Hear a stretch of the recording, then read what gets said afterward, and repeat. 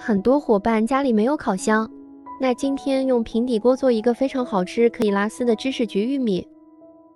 玉米最好选用这种新鲜的水果玉米，把它从中间切开，再竖起来给它一劈两半，这样就能很轻松的把整个玉米粒给包下来。把包好的玉米粒放入开水里边煮10分钟。煮好后，用漏勺沥一下水分，放在一个碗内。家里有黄油的可以加1小块黄油，有炼乳的再放15克炼乳，没有也可以不用放。黄油是增加它的奶香味，炼乳可以增加它的甜味。搅拌均匀后，给它铺平，表面撒上一层厚厚的芝士碎，把它放在一个平底锅内，里边倒入适量的清水。